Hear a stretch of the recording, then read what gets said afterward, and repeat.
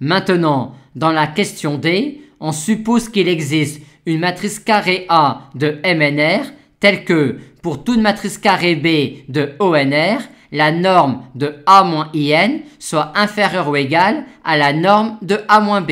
Et on nous demande alors de montrer que A est une matrice symétrique réelle. L'hypothèse nous dit que l'application qui a une matrice carrée B de ONR lui associe le carré de la norme de A-B possède une valeur minimale sur ONR qui est atteinte en la matrice IN de ONR. Par conséquent, IN est en particulier un extrémum local de cette application-là sur ONR. Le souci, c'est que ONR n'est pas une partie ouverte de MNR et que ONR n'est pas non plus une ligne de niveau 0 pour une fonction G à valeur réelle.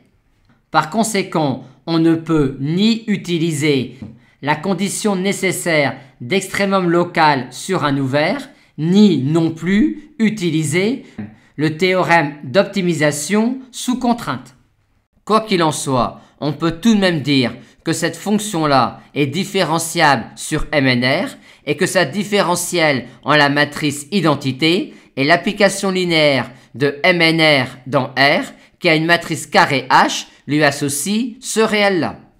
Et vu que l'on ne peut pas appliquer la condition nécessaire d'extrémum local sur un ouvert, ni le théorème d'optimisation sous contrainte, il nous reste simplement à disposition que la différentielle de cette application-là en la matrice IN va s'annuler en tous les vecteurs tangents à ONR en la matrice IN. On va donc essayer d'exhiber des chemins dans ONR qui passent par la matrice IN. Or, pour toute matrice antisymétrique grand M, quel que soit T appartenant à R, exponentielle Tm appartient à ONR.